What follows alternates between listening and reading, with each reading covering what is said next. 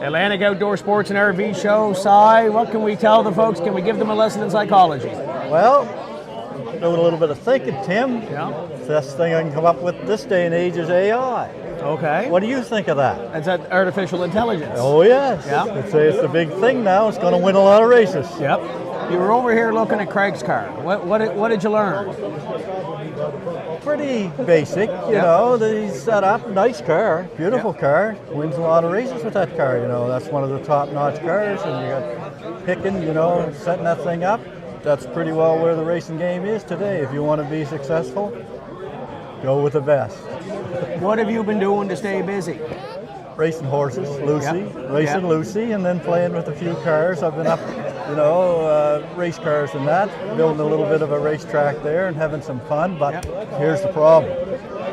I get the damn racetrack all geared up, get it all ready to go, got 4 or 5 cars, my buddies all come in, I put the gas in the cars, I supply the cars, and they have all the fun. So you're selling tickets on it to make some money back? Closed it down. Oh, closed it down, not enough. So I'm not having enough fun, Tim. Okay. So what can you do, really? So you got to find a different way around it. The Noble Boys said they had fun out of their truck, though. They did, Yeah? they did, but I didn't see them bringing any gas. Okay, so You they got to bring some gas the next time they come out. Somebody's got to bring some. The price Okay. of gas in this day and age, Yep. you know, it's the price of fun, I guess. Well, that's what it. can you do? Yep. What can So you how's the horses going? You still got shares in Lucy? do? Lucy, I've got about 30 different people, owners with Lucy. Yep. I think you have a share. I have you a have share, a share, yep. but nobody comes out to see her race. I was out there last year when we rained out there in June. Did she race that day? I don't think she raced. You raced. Did I race? You raced. I You had a didn't do couple much. of- No, you didn't. I'm known no. as the driver that finishes last. Well, you were out there with a smile on your face. You were having a good time. Yeah, I guess know. that's about it. I've never seen you upset in a race car or in a racehorse. Right?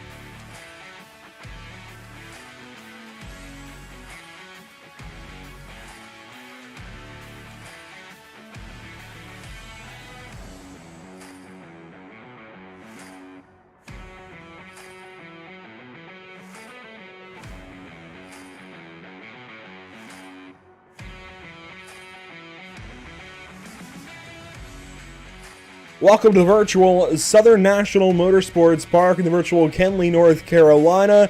We join you this evening from this 4/10 mile mixing bowl, kind of a shorter mix between Bristol and Martinsville for the TS Drilling iRacing Street Stock Showdown. I had to get that one right. We've got 150 laps for our feature event, but 78 laps to get there. Qualifying currently on track. My name is Andrew Cardinale IV. I'm joined this evening by Matt Maher, and we might even have some more show up.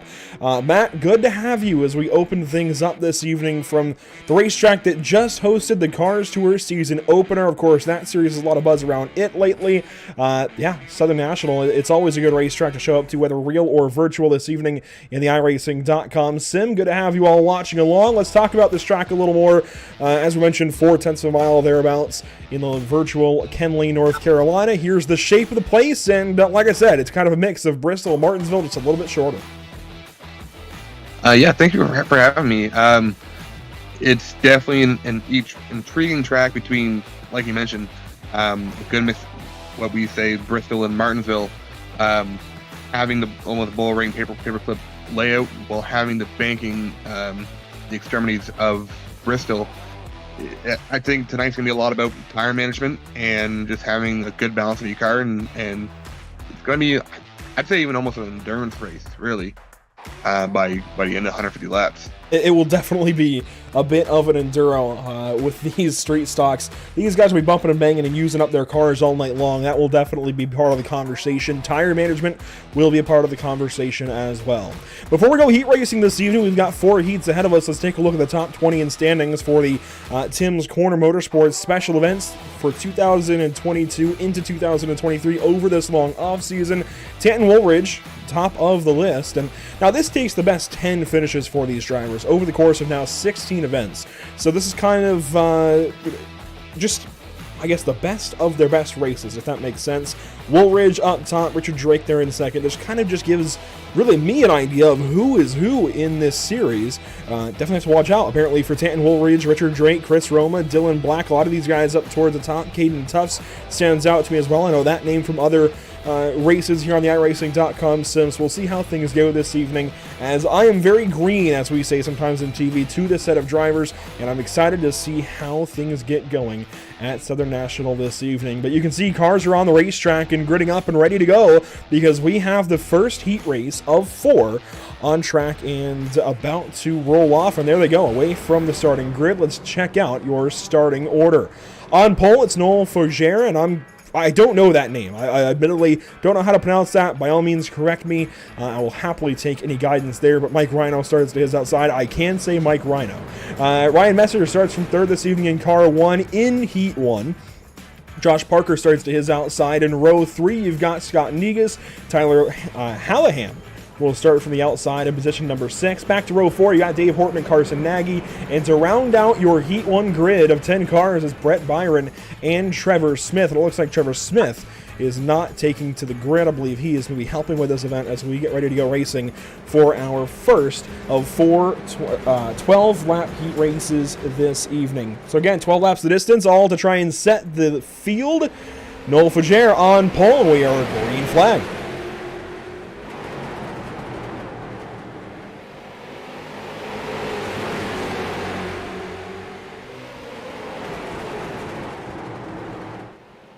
Always love the iRacing.com street stock as these guys get going.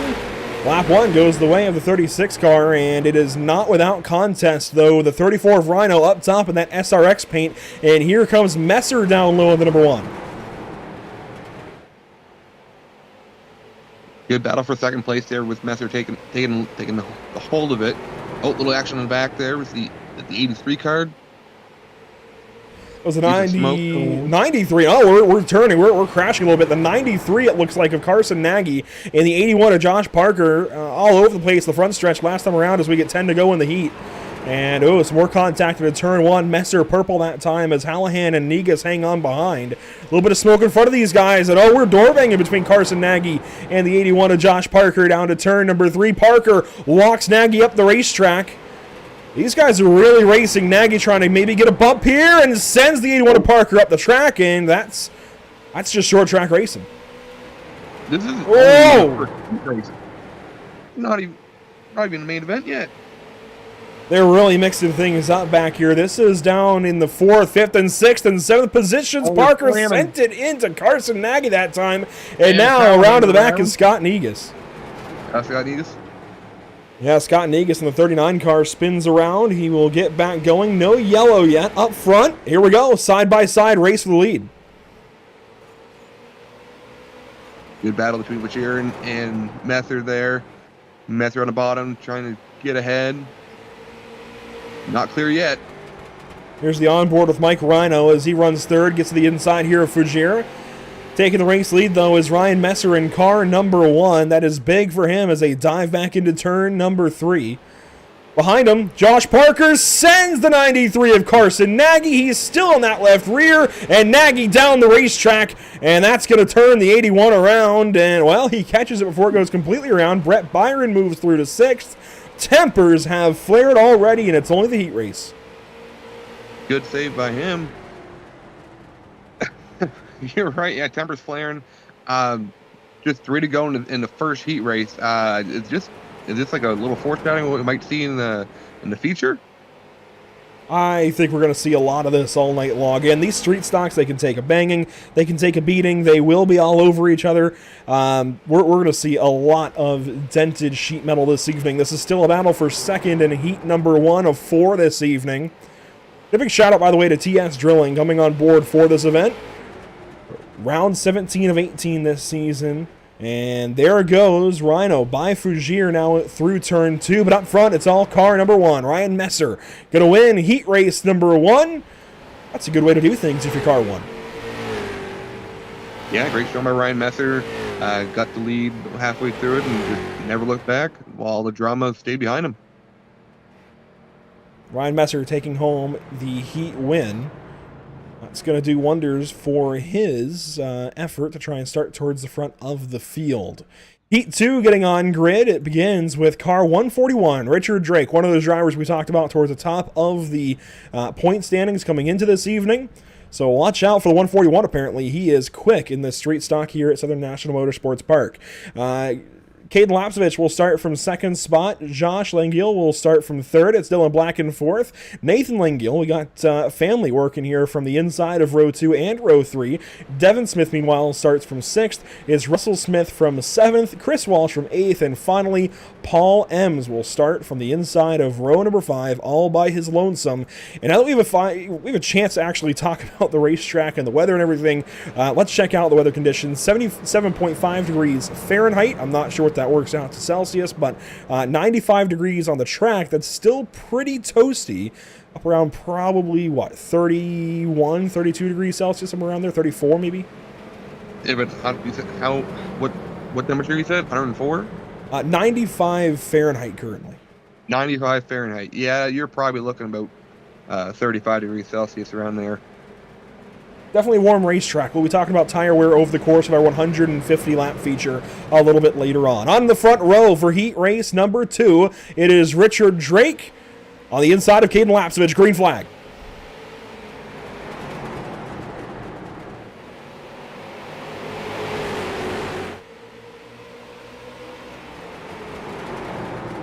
Lapsevich with the whole shot from the front row, dove into turn 1 and took the race lead at least by a nose, and still has it as we complete lap number 1, just trying to hang on and trying to clear that 141 car. It's a tight battle for the lead there. Richard Drake's not giving it up yet. Lapsevich is still not clear. Here's the onboard from Lapsevich, very close there in the center of 1 and 2 as Dylan Black, right behind Lapsevich, goes fastest that time on the racetrack. Caden's still just trying to find any grip he can. Here is the driver's eye view inside the helmet. Definitely a good point of view, just seeing Lapsevich just kind of pin down Drake there through the corners, trying to get any advantage he can, trying to clear him. That's lap 4 complete and in the books. 8 to go. Now this drone top down of Richard Drake and Caden Lapsevich side by side. Lapsevich losing some time now on the top of the racetrack. It works out nicely. It's great to defend from, but eventually you can start to wear your stuff out, and the bottom usually prevails, but that is not a steadfast rule, and we can see passing happen on the top side of the racetrack this evening. Just watch for it over the course of the night. But Richard Drake still on the bottom side, hanging tough right on that white line, painting a beautiful white line through the corners, but look out, here comes Josh Lengiel. Yeah, Josh Lengiel just hanging in tight there, just seeing what's going to happen, trying to stay behind Richard Drake, and just looks like he might take over second place here in a second. Lengiel right on the back of Drake, kind of pushing him through 1 that time, gives him a shot, and you can see everybody kind of lining up on the bottom side of the racetrack now. And that time, Lapsevich really dove into turn number 3 and actually took a big chunk. It actually gets back into the race lead across the stripe that time. And you can see Nathan Lengiel trying to work the top side now, even though he's got nobody underneath him. So starting to move around the racetrack, try to find some grip and just run the corner as fast as possible. Or some of the drivers in the back as we stay side by side up front. Josh Lengiel took a look to the inside and stays behind. Yeah, it's definitely a tough spot to be when you're third and fourth, because you can go high or low, but you got nowhere to go if neither leaders can pass each other. 2 laps to go. Richard Drake still trying to hang on to the inside of Caden Lapsevich. That is definitely good company to be in. If you can hang side by side with a guy like Lapsevich, lap after lap at a place like this, you're doing something right. But that time, a big drift as Langle got Drake all jacked up. Here comes Dylan Black to the inside. Langle turns down, trying to take that spot back away. They will fight for third and fourth. Meanwhile, Caden Lapsevich finally gets single file on the final lap and drives away with the heat race win in heat 2. And a hook across the line. That was Dylan Black getting turned around by Josh Langle. But I believe Black kept the position, and he did. A fairly calm second heat, as even though a lot of battling up front. Lots of prevailing, and let's see what happens in heat 3. Heat 3 already headed to the grid. Chris Roma will start on pole in car number 83. Mike Alexander will start on the outside of row number 1. Watch out for Conrad Murphy. He starts on the inside of row 2. Roger Down from 4th spot. Colton Everingham, I know that name. He will start from 5th place this evening. Brody Lewis from 6th. The final 3 cars in your heat 3 lineup. It's Dave Cassidy, Colin Boudreau. Boudreau, that makes a lot more sense. Thank you for that one, Matt. Brandon Campbell rounds out the field and starts caboose in heat race number 3. We talked about weather, we talked about points, we talked about the track. What else is there to talk about? I mean, these guys, I guess just the racing over and over. We're going to see these guys use up the door panels for sure, the bumpers as well. It's all sheet metal on the car, but I wish these guys actually had that original chrome horn because they're going to need it tonight. Yeah, I agree there with how tight these corners are. We see in the second heat with Dylan Black and Nathan Langelo just going bumper to bumper, trying to get every inch and every spot they can, only to finish 3rd and 4th. But you can agree with me how tight with how tight these corners are and how precious track position is. You gotta get every inch of it. Green flag, heat race 3 is underway and already crash. Boudreau at the racetrack, and he is turned around and in the outside wall. Looks like Cassidy there as well, and a caution will fly for the first time this evening. That is Dave Cassidy we're looking at in the wadded up already number 13 car. Boudreau was with him on the outside. And that's the look at the 833, and then Brandon Campbell, I believe, also involved. And yeah, that pull down Motorsports number 99 has got some damage. Someone like his battery just quitting the controller and it went dead left or dead right. Let's take a look at what happened here as we turned him loose, lap 1. Boudreau outside. That is Cassidy down low, and in the middle was Campbell, I think, just trying to take a look and make a 3-wide move, and that just hooked the 13 up the racetrack. Yeah, just one of those deals where just trying to see where people are and just get the one wrong bump. Now these caution laps will be counting during our cautions, at least in the heat race. Here's the look on board from the driver's eye of Brandon Campbell. Just kind of drives into the 13. And that was simple.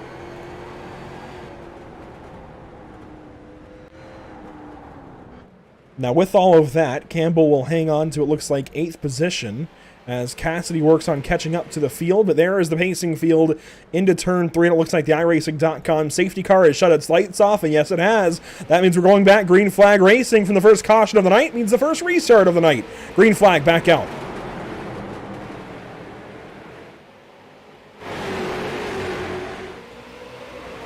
Oh, what a crash again. Boudreau in the fence. We stay green for now. Colin Boudreau, a really tough heat race here in heat 3. Let's see if he can try and rectify the night in the consies a little bit later on. Meanwhile, they're beating and banging and sliding around down the backstretch.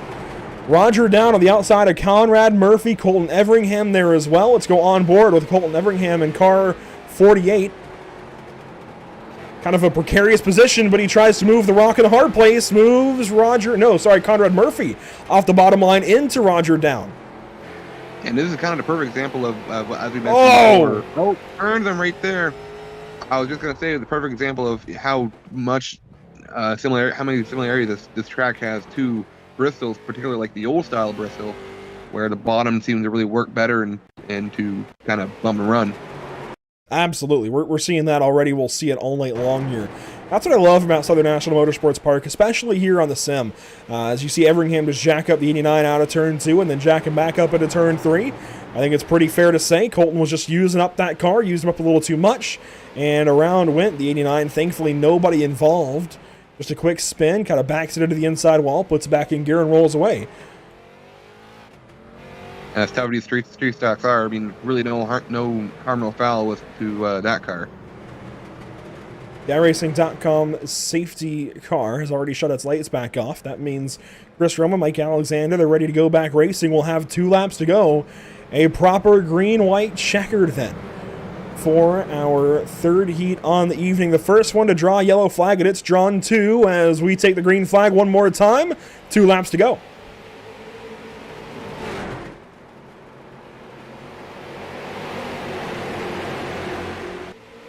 Side by side out of turn 3, Roma and Alexander. Alexander outside of the 75, Roma inside in the 83, and they are all over the place in the back. Roma's going to clear the 75 with Alexander almost. Oh, not yet. A move for third on Roger Down, but Campbell can't make it stick to the line. It is Chris Roma with the heat race victory. 1 car spinning in the background. That's Dave Cassidy, and Colton Everingham stopped there with him. And Cassidy will finish 9th of the field. It's Roma, Alexander, Down, Lewis, Campbell, your top 5 over Boudreaux, Murphy, Everingham, and Cassidy. There's looking at your heat race winner, car number 83 from Roma Bros Racing. That is how you hold on to the race lead through a couple of restarts. That's going to be tough tonight, especially as they bunch the field back up and send them off into turns 1 and 2 over and over tonight. I'd imagine we'll see at least a couple of yellows. That is going to be a tough thing to do for anybody who is leading on a restart, to hang on and not falter, not get moved out of the bottom line. So we already saw Roma, it looks like, has got that part down. Let's take a look at our heat number 4 lineup. Craig Tully on pole in car 5. Tanton Woolridge, your points leader. He will start from 2nd. It is Owen Groves from 3rd spot. Brandon Lively from 4th. Then Danny Veach in position number 5 with Troy Burke starting from 6th. And Cadence Frizzle and Nick Lenson round up row number 4 ahead of Perry Gammon, who is currently not in the car. Might be starting from the pit lane for this heat.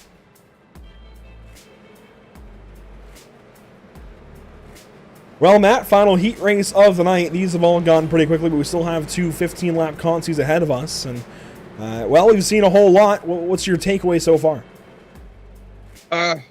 Well, from what I can tell so far, 3 takeaways for myself. So far, been tire management. Don't use up all your stuff, especially early on. The bottom groove is definitely the way to go. And just... you got to have a good handling car to just not get just too out of shape, or else you'll get used up.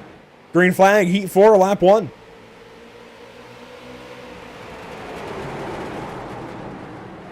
Into the corner deep that time in turn 3 was Craig Tully. Tanton Woldridge, rather, has taken over the race lead. And, oh man, Tully sent him a little bit into turn 1. We'll see a lot more of that. Single file so far. Seems like the 5 just really kind of dive bombing it in there, just trying to make any gain on Woolridge. Woldridge, fastest that time, a 15.759, picking up time. And you can see visibly he's starting to gap the 5 car of Tully ever so slightly, not by a large amount, but just enough to keep building on that race lead. And that lap, Woldridge faster again, a 15.6 as they mix it up in the back. Troy Burke on the outside here of Nick Ledson. Ledson going to send it deep into turn 3 up the racetrack ever so slightly. Contact there, and Ledson hangs on. That's going to turn the 0-1, and Burke hard in the inside wall. We stay green. I'm surprised there's no caution on that one. Out front, we stay green flag. 7 laps to go, that time by the stripe, and Woldridge continues to lead over Craig Tully and Brandon Lively. Troy Burke has towed to the pit lane as, we've got some drifting. Owen Groves all over the racetrack. He will enter on the bottom. Oh, that was close. Lively. Ledson, rather, taking off the nose almost as here's, Frizzle and Veach. And Veach. That might draw yellow. No, he tows. That was quick. So no yellow flag halfway through the heat. 5 laps to go. Tully's still trying to make any ground up they can, but still can't quite get to his bumper. On board with Tully from the driver's eye. I'm pretty confident that Woolridge will be one of the key players in tonight's feature, just by looking at how good that car is so far. Absolutely. 4 laps to go, and he's got, I think, one of the bigger leads we've seen this evening. As you can see, Lively is with these guys. He's really not falling back at all in the 70 car. In a heat race, gaps feel larger, right? There's less time to make work. And right now, even that small gap from Tully up to Woolridge, that feels like a lot because that's difficult to overcome without just sending it into the corner. But as we get into our 150-lap feature a little later on, these kinds of gaps will feel like nothing. So this is kind of a good test, I guess, for Tully to see what he can do, if anything, to make up ground on a guy like Woolridge, who's clearly so quick here in iRacing. And come the feature in a situation like this, I think the Lively would be in a good spot, because if Tully can just get to his bumper, loose him up, Lively can take advantage. Last time through 3 and 4 here in heat race number 2. Congratulations, Tanton Woolridge. He takes heat number 4. He might have hit heat 2. That was heat 4 for sure. Woolridge takes it in car 56 over Tully, Lively, Ledson, Frizzle, and Groves, then Veach and Burke. So here we go. It looks like we'll have 2 consolation races. This will be your C main, as it says there on the ticker. And I was a little interested to see how this was going to go. If they were going to be like kind of B main 1, B main 2, but we've got, it looks like, a C main and a B main. So let's go through your C main lineup then. Consolation number 1, if you will. On pole, it's Tyler Hallahan in car 033. Brody Lewis will start from second. Carson Nagy, we saw him get aggressive earlier on. He's starting next to a teammate there in Brandon Campbell in car 99. Starting 5th and 6th, it's Brett Byron and Colin Boudreau. Josh Parker lines up from the 7th spot. Conrad Murphy from 8th. To round out your top 10 here in the first consolation race, it's Scott Negus alongside Colton Everingham, and then finally Dave Horton and Dave Cassidy in the final row. The 12 cars, 15 laps. How does this one go? I think we're going to see some super aggressive players. Being a consolation race, trying to make it into the last to the show. Your last chance to do it, right? That it is. Last chance qualifiers. There's a reason they're called LCQs. Hallahan and Lewis, your front row. It's going to be exciting, I think, with that second row, especially Nagy and Campbell. They're going to make things a little more interesting than maybe a few other drivers might from that second row. They were aggressive in their heat races. We'll see what they can do here in our first consolation race of 2. iRacing.com pace car back to the safety of pit lane. 15 laps for consolation 1. Let's do it. Green flag.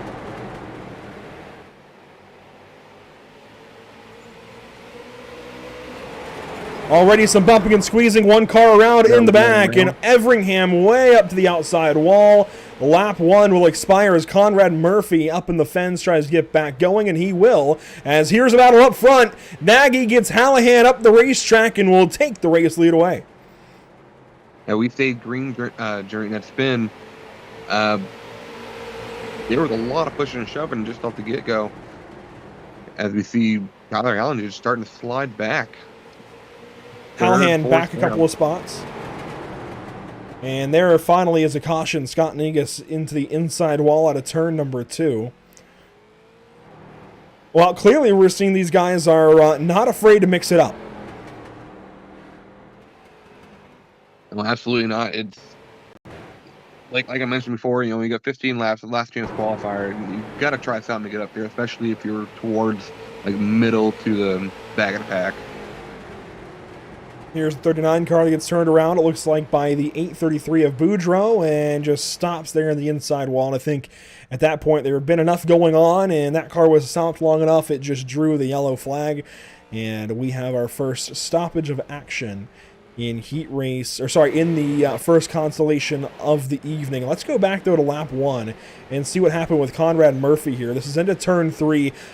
He came up maybe a little bit on Everingham. That's why they both ended up the racetrack. And, yeah, that's a problem there for the 89 car.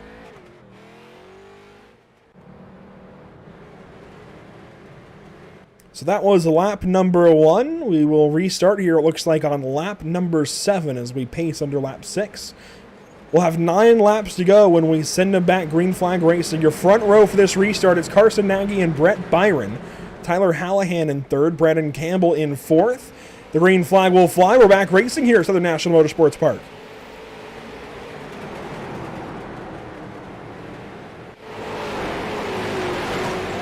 Couple of cars into the wall. You saw Nagy was the first of them as they roll through turns 3 and 4, and 1 lap from the restart is complete.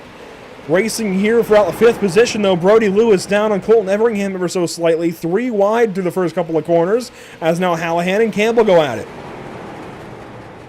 Yeah, just getting to the wall there on the restart is just a reaction, just being on the outside just too long.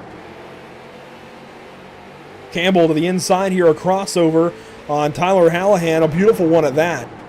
Really wheeling that number 99 car, takes that spot away. Hallahan's going to have some kind of comeback as we've got 1 car stopping the background, Dave Horton in the 73. No caution, we will keep racing. Brody Lewis in trouble in the 22 car. He's turned around on the inside of turn 2, gets back going. Carson Nagy, though, continues to lead now by nearly a half second over Brett Byron. And here's some great racing between Everingham and Murphy. Remember, they had that kind of run-in on lap 1, and they are continuing to make contact. Side by side or pinching each other down. Still battling out. I don't even know what this is going to battle for.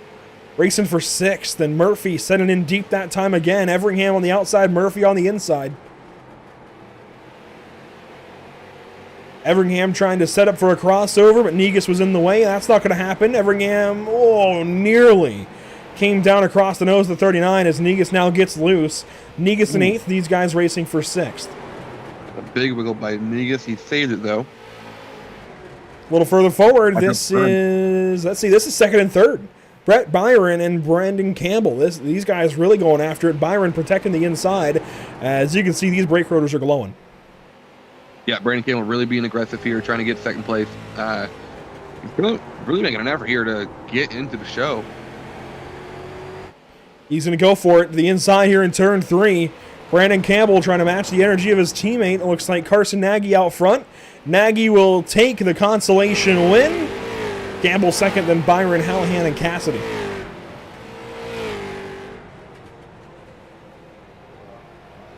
So Carson Nagy with the win in the C main. Rather impressive as well, the way he pulled away from Campbell, Byron, and everybody else. Now it's time to go B main racing. 13 cars for this one, all trying to transfer into the race, but limited positions, of course, are available. Starting first here in this consolation race, it is car 018, Josh Langle, to the inside of Nick Ledson. Row number 2, it's Nathan Langle. Again, they line things up perfectly as Cadence Frizzle will start from the outside of row 2. Starting 5th, it's Russell Smith. Owen Groves will start from the 6th position if he grids up. Devin Smith will start from 7th, Danny Veach from 8th. Then Paul Ems and Troy Burke round out your top 10 ahead of Chris Walsh, Perry Gammon, and finally Trevor Smith in car 44. I believe, again, is one of our admins this evening. So really a potential 12-car grid, and it looks like 10 of them have actually gridded up. 15 laps the distance, we saw tires start to get pretty greasy, overheated in that race, and brake rotors, man, were they glowing. They're starting to wear these cars out, Matt. Yeah, no, totally agree. In these last chance qualifier races, like those are the things you're gonna watch out for.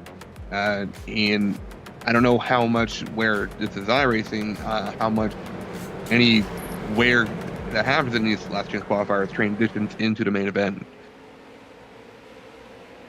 Green flag, consolation race number 2, 15 laps the distance.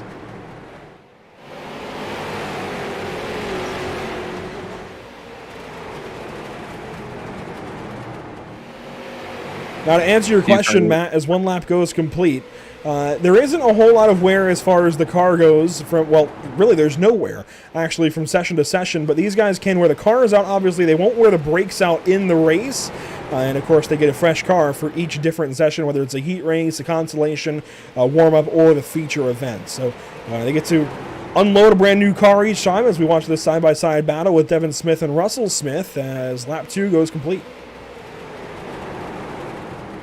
That is good to know, especially for these types of races. You know, basically use up what you got.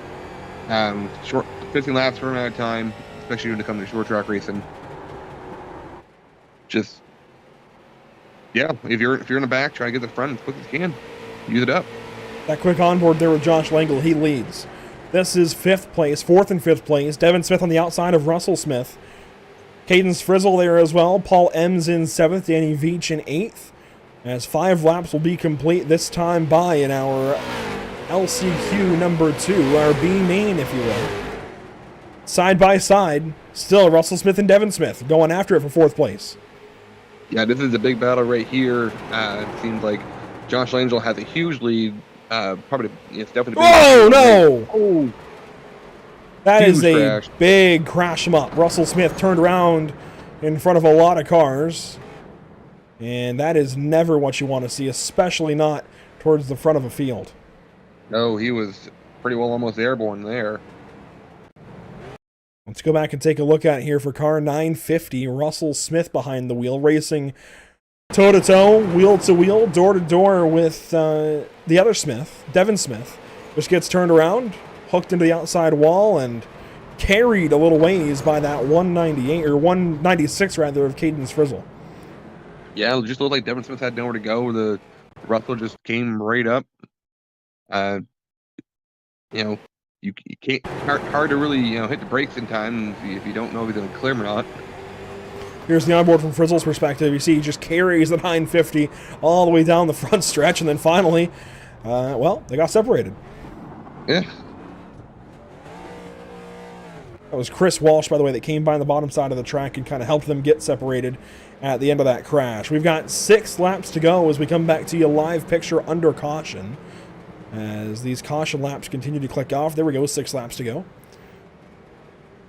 We'll have 5 to go when we go back green flag racing. So now that we've got a few cautions under our belt, we see these restarts kind of take an effect.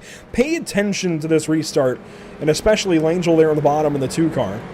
Pay attention to what he's able to do and try to keep this race lead as everybody else clamors behind him. He's got Nathan Langell right behind him. Green flag back out. 5 laps to go. That 928 really got a good jump there on the outside, but Josh Langell just clears him on the backstretch in turn 3. The onboard here from Josh Langell's perspective, 4 laps to go. Nick Lenson definitely wants that spot, but it's not going to come easily as they stay side by side behind him. Troy Burke on the outside here. Danny Veach gets in deep. You see Paul Ems down there at the bottom, racing for 4th, 5th, and 6th. A couple of cars hanging out behind. Those are Chris Walsh and Devin Smith. As now the side-by-side is the 29 and the 01. That's Veach and Burke.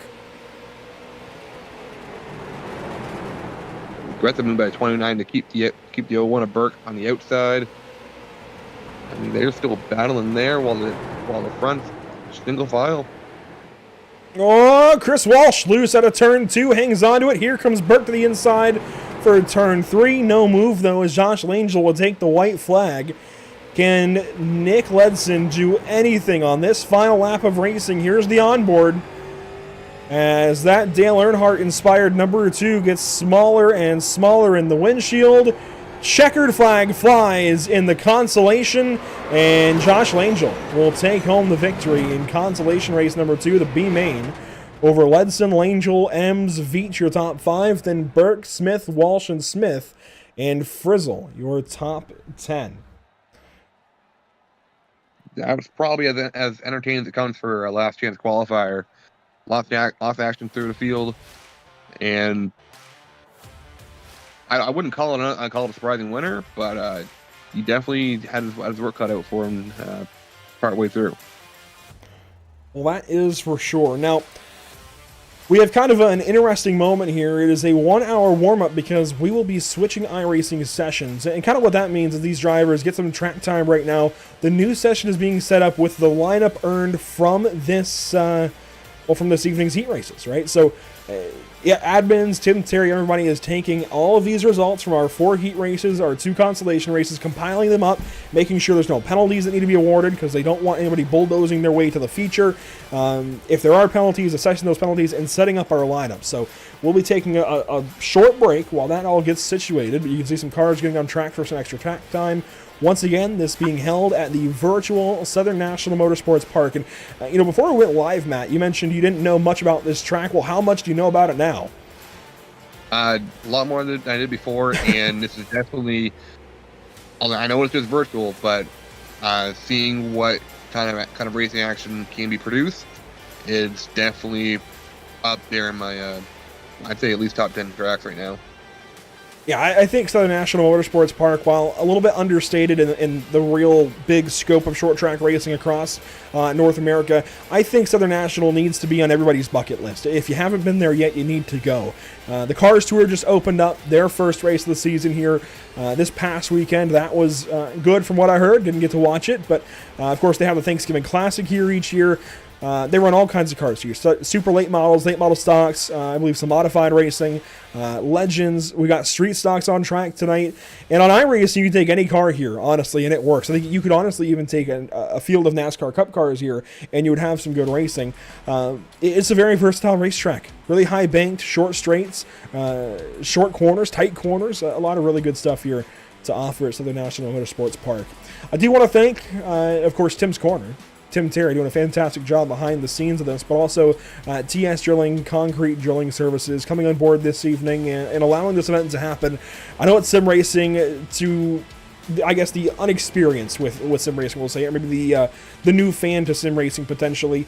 It might not seem like a whole lot. It might seem like just a video game, but there's a lot that has to go into making these big sim events happen. You don't just get 30, 40 drivers to show up without some serious effort, Matt, and TS Drilling a big part of making this event happen. And of course, every partner of this series is a big part of these kinds of series happening in the off season with real racers, virtual racers, all kind of combining.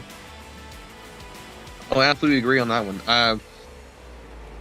I know myself, I don't race, in real life or even virtually, but I know that there is going to be a lot of transition from any experience that you can get just on the virtual tracks and how it can translate to real life tracks, and just the amount of track time, and just being able to tweak here and there what works, what doesn't, and just then apply it to your real car, and I can imagine most times it would work. While we wait on the brand new session to be set up for our race this evening, I saw him a moment ago. Might have to track him back down. Well, I did see him anyways. So, Trevor, if you'd like to come back in, I was just about to pull you back up. I saw you in the waiting room.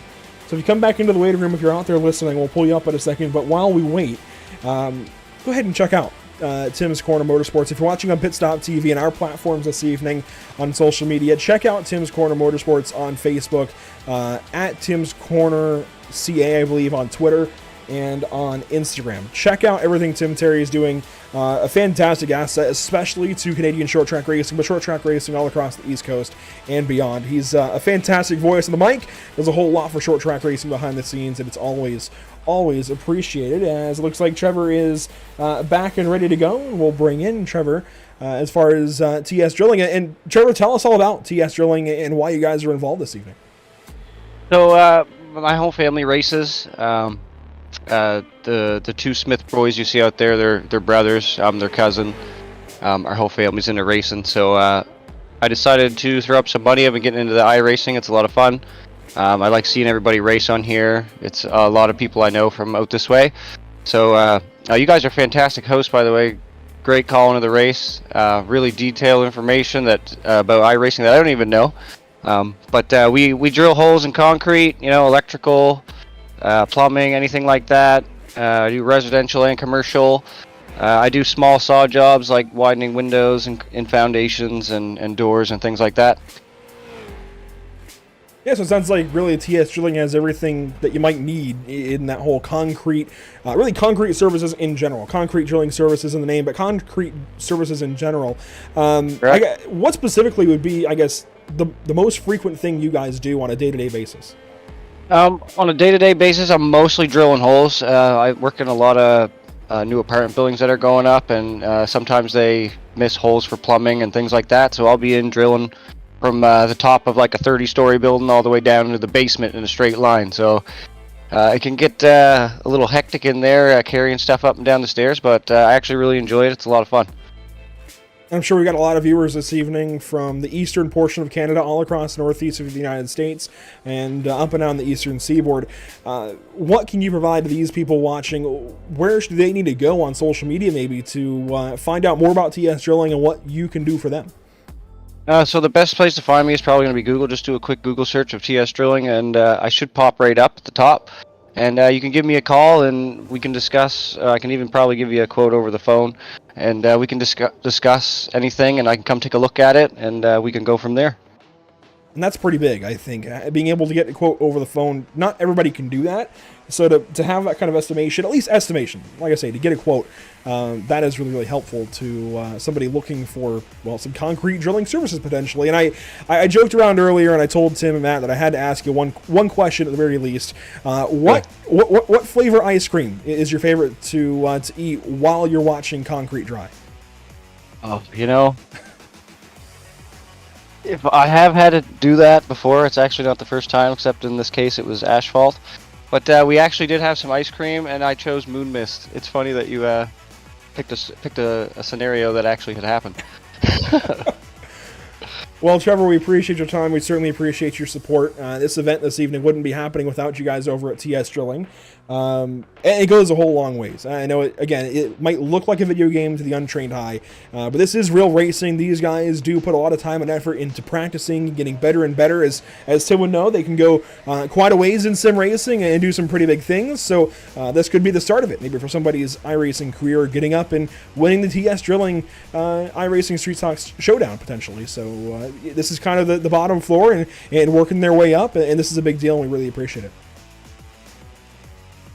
It's no worries at all. I'm really into this iRacing stuff. You're 100% right. A lot of people will look at it and think it's just a game, but it's actually pretty realistic. I've raced mini stocks. I'm about to move up to a sportsman late model, so I'm going to find out right quick if it's how realistic it is. Well, it does look like we got Tim Terry here waiting to, I guess, talk to us about something. Tim, what you got? No, I'm sitting here chilling, listening to Trevor. I could go for some Moon Mist ice cream right about now. Me too, man. Yeah, Tyler Hallahan's hungry too. He wants a chicken Big Mac at some point tonight too. I think qualifying was phenomenal. This place has put on some great racing so far. I think we're going to see a good 150 lap feature for those that are watching. Russell Smith Jr. and Devin Smith got the provisionals, so we are starting 26 tonight. And as long as these guys mind their P's and Q's, I think we should be okay. We've got about 5.5 minutes or so before we go racing. Well, there you go. We are going to take a quick break then here at Pit Stop TV, get into that brand new session. Trevor, Tim, thank you so much for your time. Matt, thanks for joining me. We will be right back in just a few minutes with our brand new race session to go racing. 150 laps. That is no short race at all here at Southern National Motorsports Park, but we are excited. Hang on with us. We'll see you in just a moment.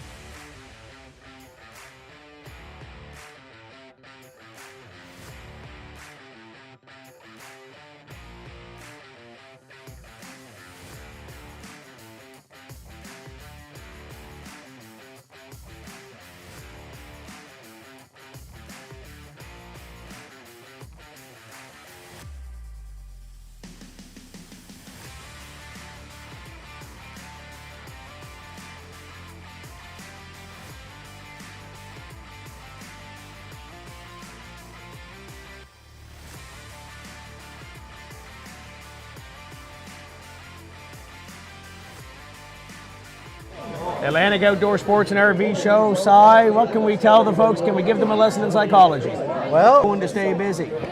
racing horses, Lucy, Yep. racing Yep. Lucy, and then playing with a few cars. I've been up you know, race cars and that, building a little bit of a racetrack there and having some fun. But here's the problem. I get the damn racetrack all geared up, get it all ready to go. Got 4 or 5. Lucy, I got about 30 different people, owners with Lucy. Yep. I think you have a share. I have you a have share, a share, yep. but nobody comes out to see her race. I was out there last year when we rained out there in June. Did she race that day? I don't think she raced. You raced. Did I race? You raced. I You had a didn't do couple much. No, you didn't. I'm known no. as the driver that finishes last. Well, you were out there with a smile on your face and you were having a good time. Yeah, I guess that's about it. I've never seen you upset in a race car or in a racehorse. Well, maybe in a race car. You haven't lived for long then. Right. Because I'm upset now and again. What about in the racehorse? You had a big smile on your face even though you were... It's like the race cars did. Revenge, play best served cold. Yes. You know. Yes. Keep your cool. But the racehorses get pretty hot under the collar sometimes. Yep. And on the last race I was in, you got a guy on the inside. I can't go to the left because I'm going to knock him down. Yep. You got a guy to the right. I can't knock him down. So I'm in the middle and one guy's hollering, get over, get over. So I'm trying to get over, a guy on the outside saying, get over, and my horse is stopping. Lucy's deciding she's not going to go anymore. So tell me this, how do you control a horse? The horse goes, there's no steering wheel on a horse. How do you control a horse? Oh, it's quite simple, Tim. It's just quite simple, you know. It's like a good race car.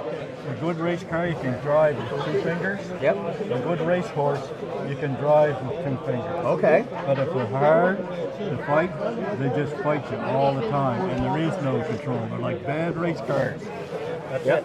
Just as simple as that. So what's the plan for this year? I heard there's one legend car going out to a young fella in behind us. I heard Tyler's going to try the legend car, yeah. And I think I'm going to maybe work on my pro stock and kind of experiment a little with it, take it to the racetrack, you know, see how it works. I don't expect to do much with it, but it kind of gets in your blood.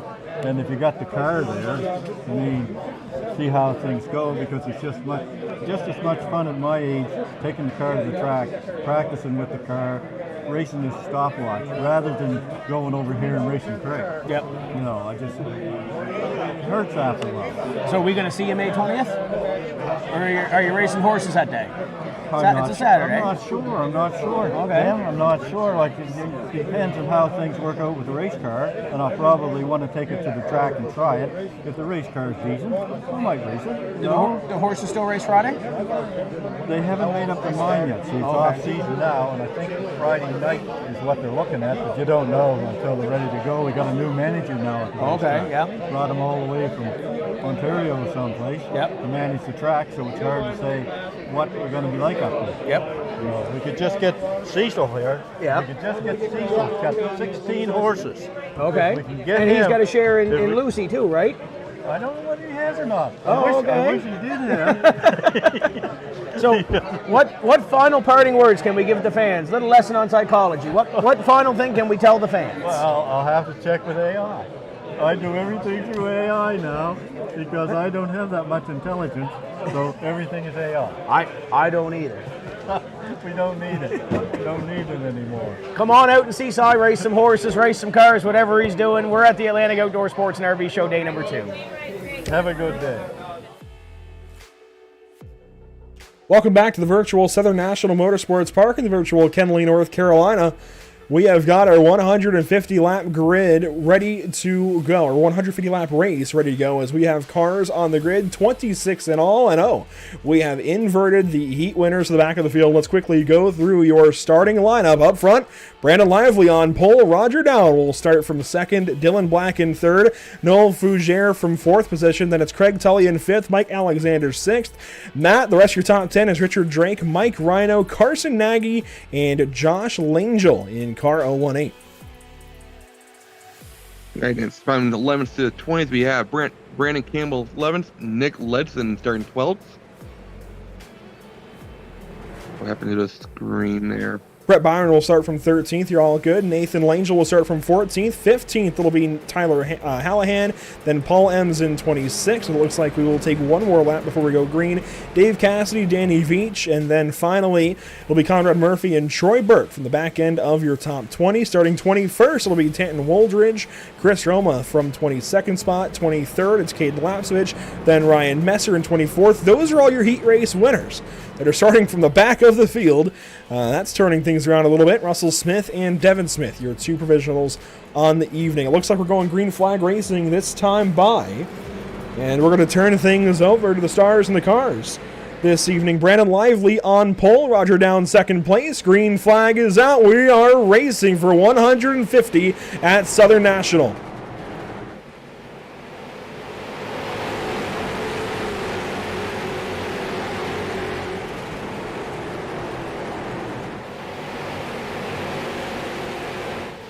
One lap complete. And out front, Roger Down with the race lead. Brandon Lively, though, side by side, nose to nose. Well, side by side, I guess. There we go. A little bit of contact to turn 3.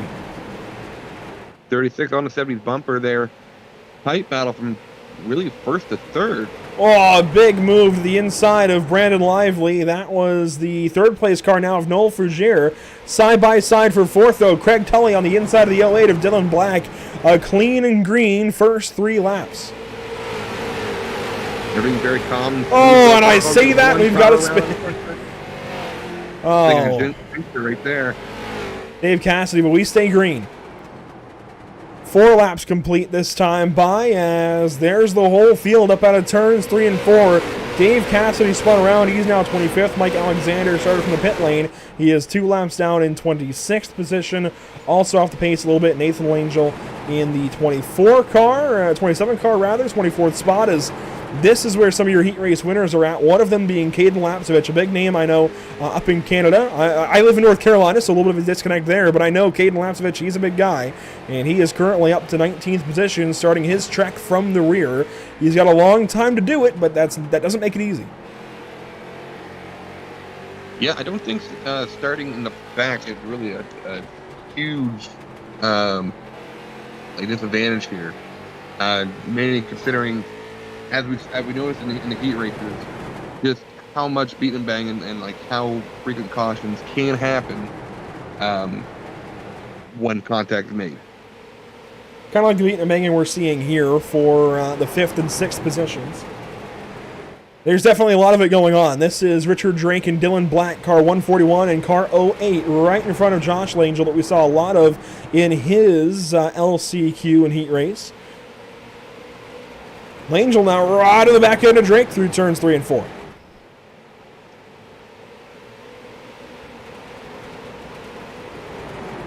Nine laps complete onto lap 10 here at Southern National Motorsports Park. Langell going to take away the 6th position from Dylan Black as one car is slow. Danny Veach around in turn 2, and that draws our first yellow of our feature race. And there is Danny Veach, slow on the bottom side of the track. There's the iRacing.com pace car behind him. It's never a good day when you're the first yellow of a 150-lap race. No, you're right. But, I guess the only thing to really take away from that is it's a good reset, get the field bunched back up again, and just kind of try to get. Oh, we have a lot of help there. Yeah, I didn't tell the entire story. Caden Lapsovich is definitely the car that got into the 29 of Veach, but there was kind of more going into that. There was contact actually with the number 1 of Ryan Messer. And this will tell more of the story here. Watch Lapsovich in the 76 this time into turn 1. Dorbing with Messer to turn 1. Messer kind of comes down a little bit, hooks the right rear of Lapsovich. That pulls Lapsovich up the racetrack and into Veach. And then there was more contact after the fact. There's Conrad Murphy just trying to hang on. And Messer ends up losing that spot after the yellow. So Lapsovich comes back around. A bit of a, door tap there. Didn't like that very much. And they have sorted things out under caution. It's a lot of accordion effect that just a lot of Veach innocent bystanders. Isn't that the best kind of racing? A place like this, high banked, like old Bristol, if you will. I mean, that's the best stuff, right? When you get that nose to tail contact, everybody bunching up on the bottom, trying to jump out of the throttle, jump on the brakes, and then you get some guys taking advantage of it up top. This is classic short track racing. Oh, absolutely. I 100% agree. Just drivers just taking every inch they can. Nose to tail. Green flag once again. Car 21 on lap 14, now lap 15. About 10% of the way through this race. Green flag back out. Fougere and Tullias, there we go. Spinning is Langell and Drake, and we've got our first big wad up almost. Yes, there's the caution. Dylan Black, though, on the inside of turns 3 and 4. Came to rest. And I don't think that number 08 will sell for as much as it would have prior. I know he's got the for sale sticker on it, but unfortunately it comes a little more used now. Wonder what a junkyard would take for it. Can always take it to CarMax to get that $500 at the very least. But here is Dylan Black on this restart. You saw the 141 and 2 cars go sideways into turn 3 simultaneously. That's because Carson Nagy came down and caught the rear of the 141, and then you see Dylan Black just got turned around and had to stop there. Really nothing he could do. It did look like Messer got sent to the rear, by the way, on the 1 to green lap coming to that restart after the contact with Lapsevich, so he was deemed in fault of that incident. Now here's a look at it for Richard Drake. You saw Nagy just kind of come down across his rear bumper, turn him around, and thankfully Langell and Drake, they caught the race car, but and I think Langell definitely thought it was Drake's fault. Yeah, no, I could definitely see that. Just poor not even miscommunication, just a poor even really setup. Really, I mean, Carson Nagy's just being too aggressive too early in my mind, and no need for that. And it's unfortunate for both Drake and Langell. Just a misjudgment there from Carson Nagy. I mean, it's early for sure. He was just trying to fill the gap underneath. He was just trying to take that spot away, just trying to race. And that's how it goes sometimes. Caught in the right rear of Drake. It's green flag back out once again. Lap 19 becomes lap 20 as we're back green flag. And quickly trying to cover up the bottom was Fougere. He gets sent up the racetrack ever so slightly by, Fougere on the bottom. It was Lively that came down trying to take that spot away, or trying to hang on to it. Fougere trying to take it away, and he almost does. He does. Good side by side so far. We're second, third.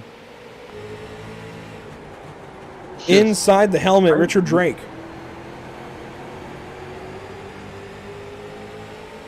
Just some tight racing here going into turn 1. I love this vantage point. We recently added this thanks to Whiplash SimCams. We've got it in all cars now, and it looks so good. It really tells the story of what the driver's trying to do. It shows so much more, right? A lot of onboards, like we can flip through them a little bit. You can see a little bit of wheel action there on the left side, not much. Here you got no wheel action, but if we go with this driver's eye cam, you can see literally what the driver sees. You can see the wheel, how much they're cranking it through the corner, how much they're working on it. You can see all the cars around them. This is such a good vantage point as Richard Drake continues to work there on the inside of the 5 car of Craig Tully. Not getting anywhere yet, though. It's a long and winding road, it feels like sometimes, trying to make passes on the bottom side here at Southern National. It's tough. Yeah, so usually like the outside's a long way fast way, but here it seems like the bottom's the way to go. Can seem like a long drag, just trying to slowly inch away in front of the other car. But honestly, from my vantage point, it just seems like that. If you're on the top, you're kind of a sitting duck unless you just have a better handling car. How about some of the drivers that won heat races, such as Caden Lapsevich, currently into the 10th position, just broke into the top 10. Chris Roma's just behind him in the 83 car. There's a look at the 83 of Roma. Won his heat race earlier in the evening. And of course, Ryan Messer, one of the other heat race winners, but he is mired way back here in 21st after the EOL he got coming to the green flag a couple of restarts ago. And here's the onboard currently from Messer's perspective. He's back here again in 20th, 21st spot. Right behind now, Devin Smith in the 94, who was one of our provisional starters in the 94 car.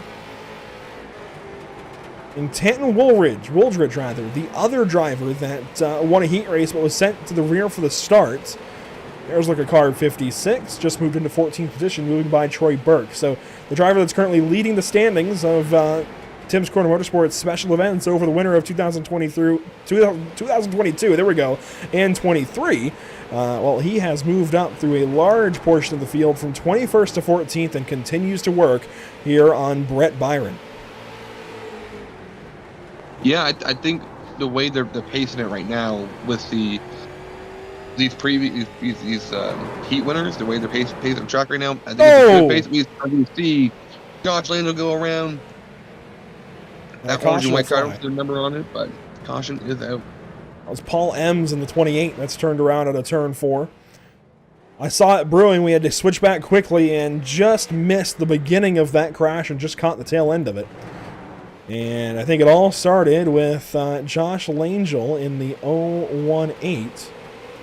Tough to say exactly what happened, but here's a look at it. This is actually a couple of cars back. I think it started with Richard Drake, actually. Had a checkup with Craig Tully, potentially.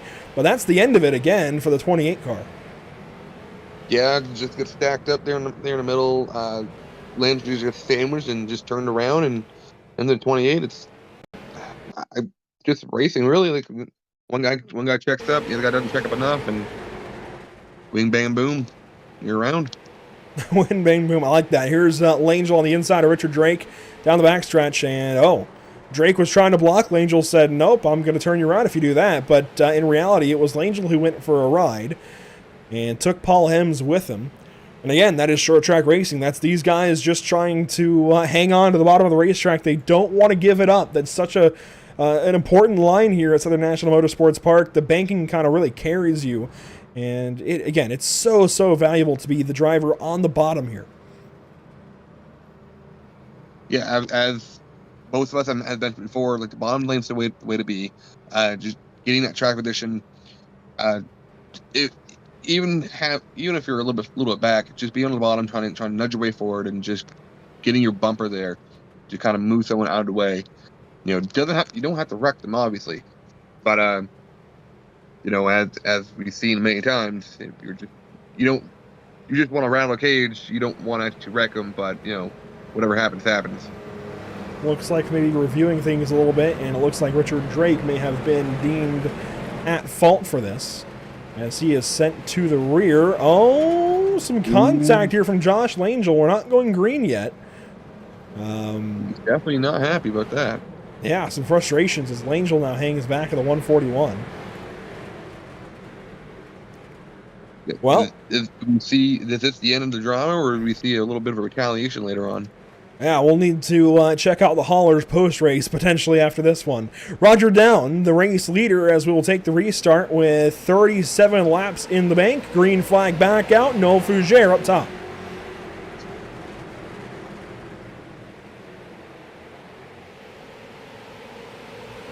Down the backstretch, a lot of drivers fanning out, but right back to that bottom line, trying to get to the bottom side of the racetrack and fighting for every bit of real estate in between. Fougere all over Roger Down for the race lead. Fougere's got the bumper there. He's going to try to make a move on the inside here. Oh. All while Lapsevich dives to the inside of Lively. That's for fourth.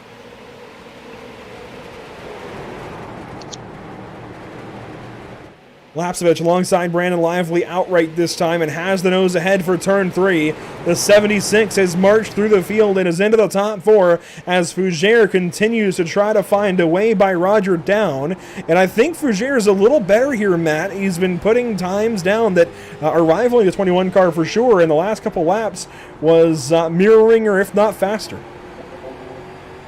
No, and I think you're exactly right. Fougere's definitely has a good car out front right now. He's has a good challenge for Lee at the folks on the inside heading to turn 3 here. There he goes. He's one to watch all night, even though he didn't win a heat race, but he's been one that's been on the radar all night. Fougere took a look. He's still down there. Craig Tully in third is watching this, licking his chops. And Fougere is still working on the bottom side of the racetrack, that bottom lane, and Roger Down. This is the trouble that you can get into if you're trying to pass. That driver up top can definitely defend for quite a while and can really use your tires up in the process. They don't have to do as much. All they have to do is restrict your entry and exit like Roger Down is doing simply by being up there and it can actually frustrate that bottom driver, in this case Fujira, to the point of making a mistake or burning his stuff up too much. So you got to watch this if you're car 36 right now. No Fujira on the bottom side of the track. Sends it in a little bit, but keeps a pretty wheel through turns 3 and 4. He's really working the bottom side to perfection. Yeah, and we see Fujira, I found he's a bit one of the more cleaner drivers all night. Hasn't really, if he's on the bottom, he doesn't really get up to the guy on the outside. Like as we noticed here, he just kind of bide his time, just kind of make the laps and just make them count and get that little bit more ground to pass them to get by that 71 car. You see Lapsevich into the conversation, well in the top 5 now, and looks to the inside here of Roger Down. Craig Tully is getting the advantage now on the 21 car as we work lap 48 of 150, nearly a third of the way into this race. And Lapsevich has finally gotten up here down, again, starting to move down the order.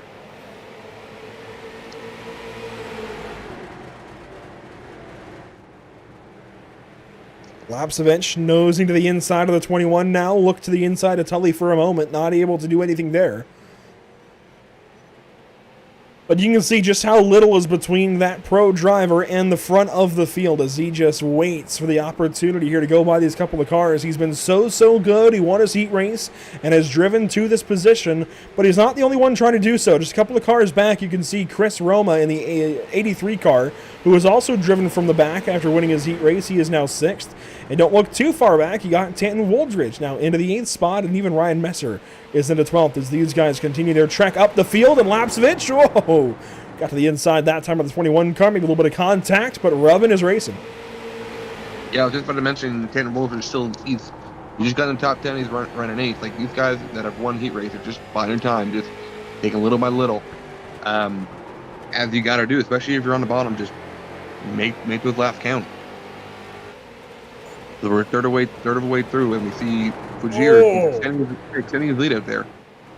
That was close that time into 1 and 2. Ledson on the inside now in the 928. He's going to bring the 83 with him of Roma. And Roger Down just can't find a way to the bottom side of the racetrack. And this is that freight train effect. Conveyor belt even on the bottom side. Just cars keep on coming. And of course, these guys battling, they slow themselves down back to the next battle. And then it's this cycle that keeps repeating and keeps throwing the 21 down more and more and just chewing them up and spitting them out. As now to the inside is Mike Rhino in that SRX paint. Oh, Rhino fights to the inside. Contact. Heads up driving, though, not to have a crash there, as here comes Woldridge. And good move by the 21, just keep it clean there and just saving it. I just saw Rhino just dive in there. The onboard here from Conrad Murphy. What a day Murphy's had. He was involved in a lot of stuff going on earlier on in the night. Now is into 9th place after starting 19th and being as low as 21st in this feature race. Lap 57, he has certainly done some work for himself. He's about to be 8th position and have a new high position of the day, at least for his day. And there's Ryan Messer in 10th. Boy, has he worked his way up front as he pokes the inside there of Roger Down. Roger wanted to come down, but no opportunity. He's just not catching a good break here. He finally will here. He's going to slide out of 10th, yeah. There's a battle right behind these guys. Battle right behind these guys. You've got, well, that is... Actually, no, none of these guys are left. Oh, a big slide there to Mike Alexander. He started 2nd tonight. He has really slid down the field as he has that slide out of turn 4. But you've got Cassidy and Lively side by side for 12th and 13th. Battling a little further back in the field. And one of the best battles on track for sure. Well, to me, one of the only battles right now on the track. Everyone seems to be a little bit spread out now. Things are calmed down.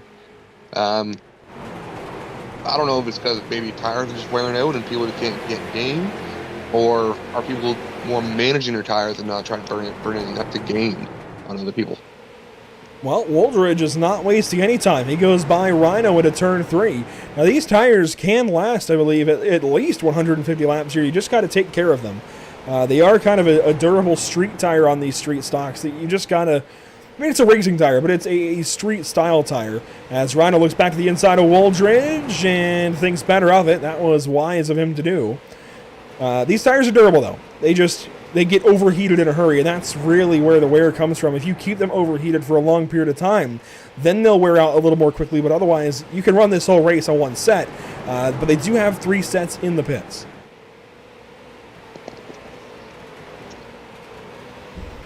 Up front, Caden Lapsevich to the inside of Craig Tully finally found a way to the inside of that 5 car, and it looks like he will make easy work of him.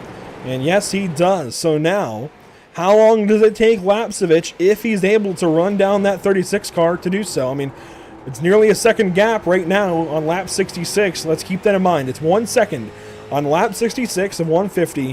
When does he catch that 36 car, if he catches that 36 car? Yeah, I think that's another one of those notions. With that gap there in mind, he's got Tully on his tail too. Does Lapsevich right now just try to heat up his tires and burn them up per se? And where, like you mentioned, drivers can go the full distance on this one set without having to burn them up. It's going to be tough, that's for sure. And you can see that gap is actually growing to the favor of Fougere currently, as Lapsevich kind of upped the racetrack that time out of 4. And you bring up a great point. Does he just save his tires and wait right now? I doubt we go the rest of the way to 150 green as we work lap 69. I highly doubt Lapsevich doesn't catch him first of all, but I also highly doubt we don't get a caution. And I agree with you. I think with this distance, we've already seen 3 cautions now already. And with cautions, precautions, there's a good chance that I think we're going to see some people bunch up again and have another wreck. Precautions so far are 14 laps. Only the 1 lead change though, and that's kind of interesting. All the racing we've seen tonight, but most of it's been second or third on back. Only that 1 lead change. That's definitely the intriguing part. But I think, as we've noticed in the heat races, especially in the first couple, if you have 2 guys that are neck and neck, it's hard to get around them and pass for the lead if all you're doing is riding your bumper. Well, speaking of riding bumpers, here's Brett Byron on Roger Down. Unless you're willing to actually put the bumper to bumper and try to move him out of the way, and risk causing that wreck to bring out a caution, or just trying to make that advantage for you, it's hard for you to elevate and get that next position. Well, Tim Terry mentioned that Tyler Hallahan was hungry. He was hungry for some Carson Nagydor that time in 1 and 2. Moves the 493 up the racetrack a little bit. That opens the door for Devin Smith to the inside as these guys battle for the 19th, 20th, and 21st spots. And they are 12 seconds behind the race leader. So at some point, they've got to start to think about whether or not the leader comes around to catch them and lap them as we work halfway. Noel Fougere, he's right there and just finished lap 75. So we are halfway through this race, halfway to go, and he is certainly catching those guys. Byron slow, the 022. Caution flies. Oh, no. And there's Brett Byron on the inside of turn 3. He will stay on the lead lap, but I told you, this race was not going green all the way. No, and you're right, and I didn't think it would be this soon. But it's a good break for guys like Lapsevich, Wooldridge, who won heats earlier and are now closer to the front and can now take advantage of that track position. Oh, that might have been a right hook. Brett Byron just got into the 21 of Roger Down, and we've got pit stops happening now. Let's take a look back at the replay one more time. And this will show the right hook, and then we're going to go straight to pit stops, because pit stops in these cars, that does not happen quickly. But you saw Byron move the 21 at the racetrack. The 21 came back and right hooked him. And, well, I don't think that'll be taken lightly, as that severely affects this race and has completely changed everything. Everybody is pitting. And I got to say, I'm a little surprised by this all happening all at once. Lapsevich is in. Everybody is in. The only car staying out is Lane Gilles. Langell rather, and he actually now is into the pit lane as well. Here he comes. But these tire changes, they do not happen quickly, so I would expect a couple of 2-tire stops for these guys. Yeah, because being interesting to see how 2 tires affect these cars. Just given like we mentioned before, how drivers can go the full distance on one set, and I guess how worn and burnt out are the original sets. I don't think 2 tires is a bad idea.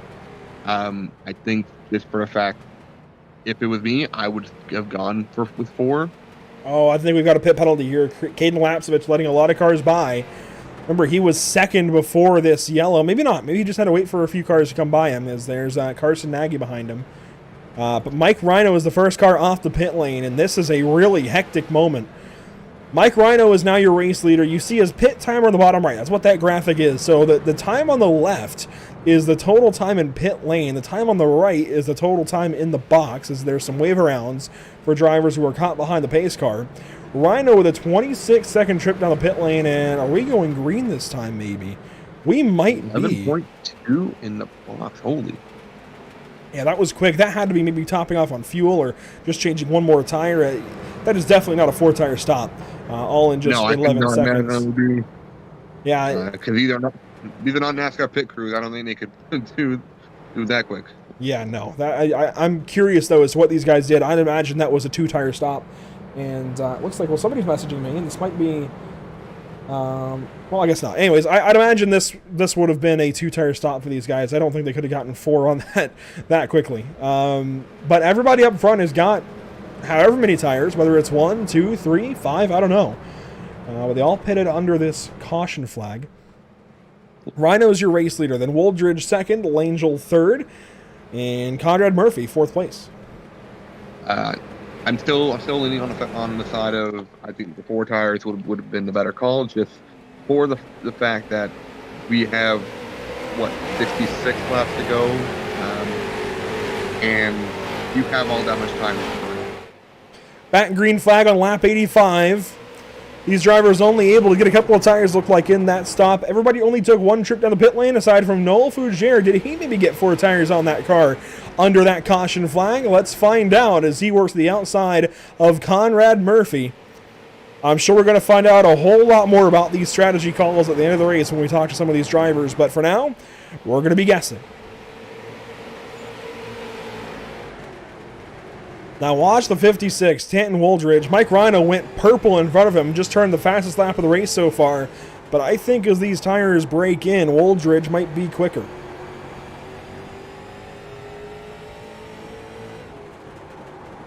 Yeah, we've definitely noticed Wooldridge before just take off, and even on fresh tires or even on worn tires, he seems to have a build up a good amount of speed, and well, he's on lead right now. But when he does, I don't think it's a matter of if, I think it's a matter of when he does get there, he'll definitely make some good gaps. I mentioned Lapsevich might have had a penalty under that yellow. Well, here he is back here in 13th spot, right behind Chris Roma, another one of our heat winners that is coming from the back. And oh man, Nathan Langell, Dylan Black, those guys had a big moment that time at a turn 1, so beating a banging at a turn number 3. And we almost go 3 wide that time out of the corner. You see Mike Alexander as well. Remember, he started second tonight and has really just had to try to hang on. Oh, one of the fence. That was Langell. Yeah, I think it's just been a story for a few drivers tonight. Just, guys who started up front and just dropped like a rock and just haven't been able to regain that momentum. Side by side, still are Mike Alexander and Nathan Langell. A few drivers one lap down now as well, by the way, after those pit stops. This is a driver that took quite a while in the pits. I think going for that 4-tire stop. Dave Cassidy in 17th, waiting on a yellow to maybe get the lucky dog position. Tyler Hallahan also 1 lap down in 18th spot. Ryan Messer also 1 lap down. These guys took long stops, 25 seconds for Messer. Carson Nagy 1 lap down in 20th as Craig Tully, Conrad Murphy go after it. Other drivers 1 lap down, by the way. Roger Down, Brett Byron, and Russell Smith Jr. One driver is 3 laps down, that's Troy Burke, as he continues to try and make some laps back up. It's going to be tough, though. He took over 1 minute in the pits and is now 24th. Oh, that was hard for Conrad Murphy on the fence. Yeah, those long stops are definitely going to hurt you here. I don't like in saying that being 1 lap down is definitely not the worst scenario. As we noticed, we can definitely get a caution quickly. We had a couple back to back. So just pace it. I think now it's starting time for those 1 lap down guys to be a little bit aggressive. So there's a chance you can kind of race your way back to being on the lead lap. Now it's time to do it. We're nearly to lap 100. Mike Rhino trying to hang on over Tanton Wooldridge. Leading the points is Wooldridge, and he finds a way to move to the inside of the racetrack here on the 34 car. He's trying to lead this race as well, and this time at a turn number 2, he leads this race, technically by just a hair over the nose, and finally goes on by the 34 car for the top spot. Maybe not. He's not clear just yet, but he will be here in 1 and 2, I think. Yes, he is. Yeah, 34 just finally fall in place behind Tanton Wooldridge. As now we'll see how much of a gap Wooldridge can put on second place. Here's the battle for third. Langell and Fougere. Fugere's been fantastic tonight. He got some laps led before that caution and is now trying to battle his way back into a podium position. This the battle for third position. If Fougere can get past Langell quickly, I think he might be able to get up there and run with the top 2. Oh, Fougere nearly came across the nose there of Langell. That was close. That was a really good vantage point, actually, for that out of turn 2. And Absolutely now Fougere finally is clear. That could have been disastrous for both parties there, really. I'm glad they got through it. As closing up is Conrad Murphy, then Nick Lesden. And Langell right on the back end of Fougere that time in turn 3. Sent him a little bit, tulling out of the inside of that 2 car as the 2 looks to the inside of Fougere. Oh man, they're making it exciting for 3rd, 4th, and 5th, and we still have nearly 50 laps to go between these guys as well. Further back, Richard Drake and Brandon Campbell. This is the battle for 8th position, 8th and 9th. And Caden Lapsevich has worked his way back into the top 10 ahead of Mike Alexander and Chris Roma, who was on the inside of Alexander racing for 11th. Now, with how good we saw Lapsevich be before pit stops, how aggressive do you think he has to be now to get back up to the top? Yes. That's my answer, yes. He's got to be aggressive, and he will be aggressive. Caden Lapsevich will stop at nothing, I believe, to get back through this field as quickly as he can, especially in a street stock. He's going to use that car up. We've been seeing that all night long from all of these drivers. You see Lapsevich there in the foreground. These guys really like to use these cars up, and that's what street stocks are for, right? Especially in iRacing. These bodies are a little tougher than their real-life counterparts. They're really sheet metal as opposed to some of the lighter fiberglass bodies, and it almost seems like they are some pretty thick sheet metal as well. Sometimes strong as a tank, it feels like. So these cars can definitely take a beating. By the way, Wooldridge has put 3/10 here on Rhino. He's starting to check out.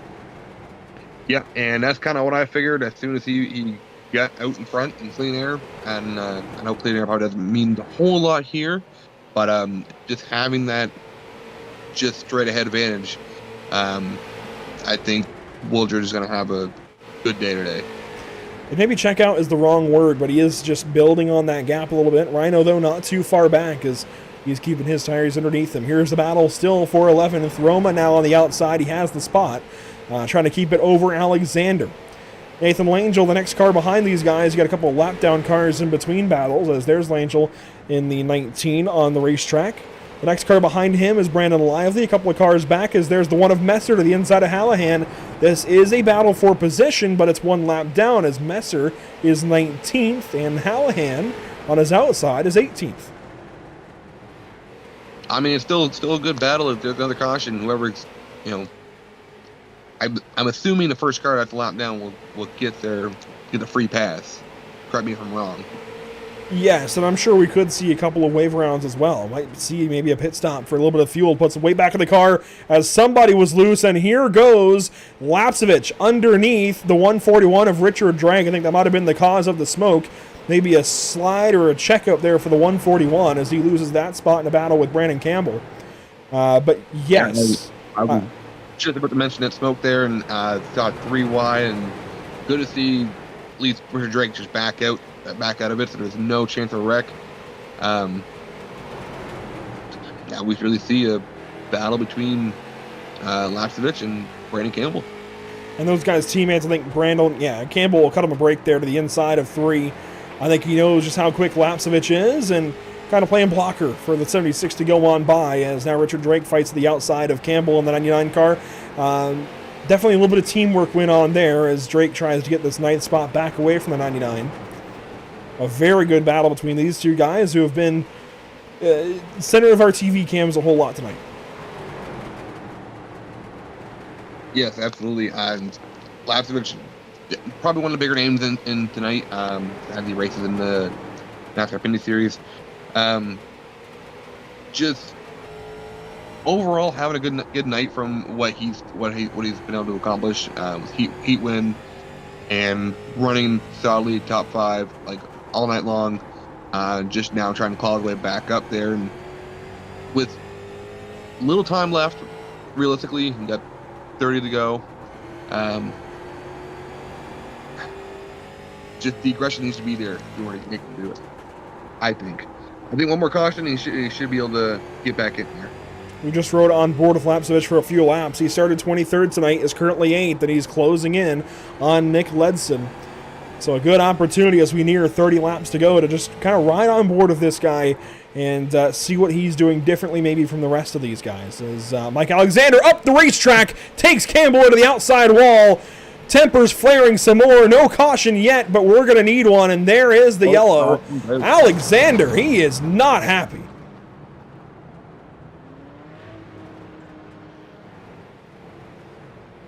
Just by the way those 2 cars standing, they kind of had a resemblance of Kurt Busch and Ricky Craven at Darlington, but wrong track and not across the start finish line. And a whole lot more frustration, I'd say. As definitely that, I think that was just mounting over the course of a few laps. The frustration, at least for Alexander, just in general, as he was racing so hard with Chris Roma for so many laps. And then they catch Brandon Campbell, and what happens here in a turn 3? Oh, wow. Oh, Brandon Campbell comes down. Yeah. Again, the frustration, I think, just kind of had boiled over for Alexander, and when Campbell came off the wall like that, kind of let loose on him.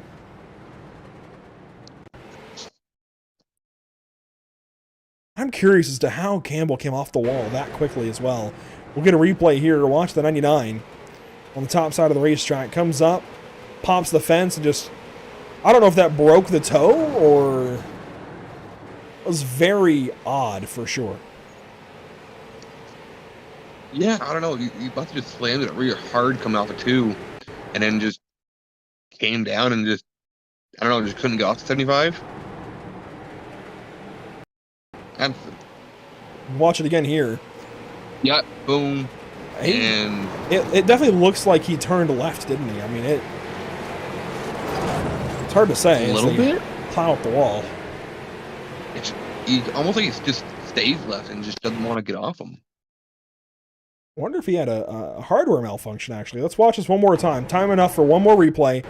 Watch the wheel. Maybe there's a hardware malfunction here. Oh, I don't know. That's a little more confusing to watch. Yeah. I have to ask him about it later on. Either way, this is the cause of our most recent caution with just about 25 laps to go.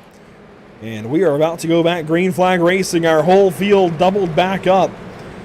We got a couple of cars. Looks like Dave Cassidy back onto the lead lap. We have 24 laps to go at Southern National. Already a big jump from Langell to the inside. Lapsevich makes quick work. And yeah, gloves are off, boys. We've got to fight.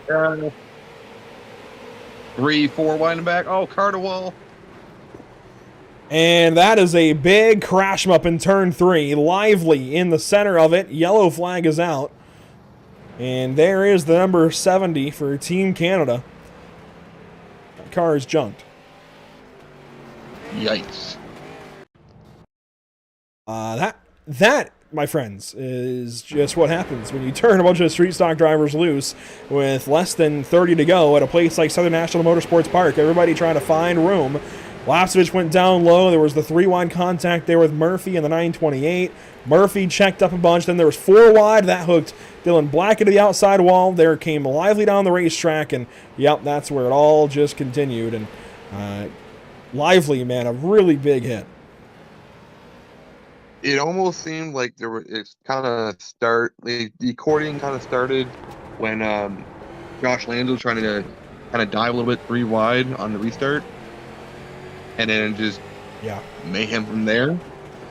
Yeah, anytime you try to go 3 wide like that on a restart, especially at a short track, room runs out quick, and it tends to cause checkups like that. As this is the onboard with Lively, that is a big hit to the inside wall, up the racetrack, hit some more, and just a really, really rough accident there for car 70. Just be thankful that this isn't real life, though. He won't be feeling it like he probably would be. That's our biggest incident of the night, I believe. And I do wonder who's going to end up having to take fault for that crash. It's really hard to say. That might be chalked up to a racing incident of just a culmination of, like you said, a lot of moves. I think starting with Langell in the 2 car, trying to go to the inside, make it 3 wide. I think also Lapsevich kind of contributed to it a little bit by going 3 wide. And room just runs out. Drivers kind of start to get a little bit frantic when that happens. Yeah, absolutely. Inside of 20 to go. In fact, 18. And we go back green flag racing. 18 laps remaining in the TS Drilling iRacing Street Stock Showdown. We spoke with Trevor Smith earlier on. A big shout out again to TS Drilling for being the presenting partner of tonight's race. Green flag is back out. We are racing once again. And quickly to the inside again is that 2 car. The Dale Earnhardt Mike Curb paint scheme on it, as we are now 4 wide down the backstretch of turn 3. That's not going to end well. There's some contact. Fougier's turned around sideways. And, the 83 is caught, and we've got 1 car crowd surfing. I mean, Fougere saved it. He was sideways all the way around turn 3 and 4, but he saved it before that calamity. And that is big-time trouble for the 36 car and everybody else involved in this one. A whole lot went wrong on this restart. It goes back once again to Langell trying to get a jump, and he did. Fougere caught sleeping on the restart, admittedly, and Langell took advantage of it. And there's Caden Lapsevich to the inside, 4 wide. He's racing, and there's not room for that. No. Oh, man. 94 up and in the air. And really, that got so much worse because the 83 of Roma got turned and got into the inside wall, the retaining barrier there, and got caught on it. Let's watch this back. Watch the 83 down low. Wow. Well, Tim Terry earlier said, we usually kind of have a couple of cautions early, work down to about 18 or so cars, and we run a lot of laps green. Well, in this case, we still had 20 or so running at this point, and everything stacked up quick. This one more replay of it, the 94 up and in the air. That's Devin Smith crowd surfing, and, he at least got to inspect the concrete installation there. Maybe TS Drilling can give these guys a call, work on it, but did some damage to the outside wall for sure.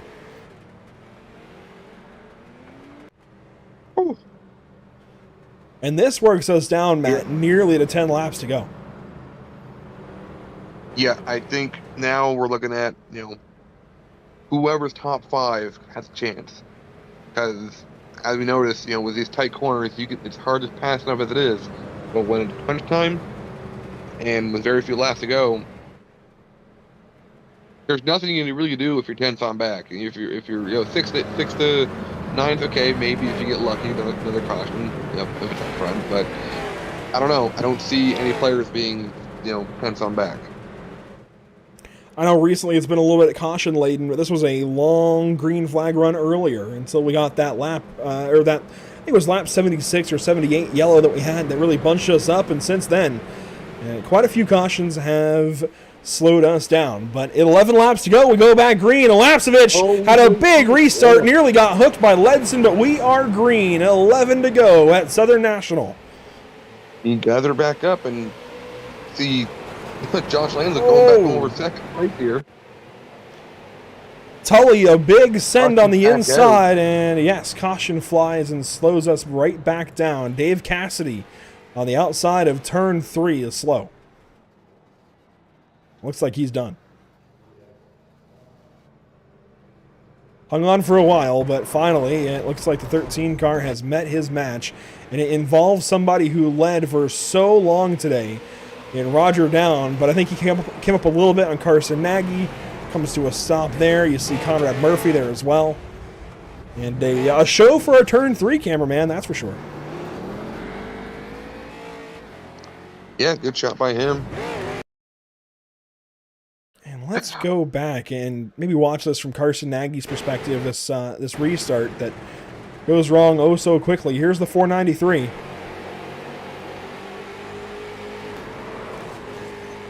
Yeah, he wasn't trying to be any part of that, but I think he might have hit the incident limit because his car disappeared, and there is a 32 incident limit for these drivers this evening. Now, if you're new to iRacing, what that means is, well, we don't have any off-tracks available this evening. There's no grass to go off-track, so none of those, but otherwise you can get 1 incident point for going off-track. At a place like this, if you hit the wall, it's 2 incidents for hitting the wall. A car contact, though, is 4.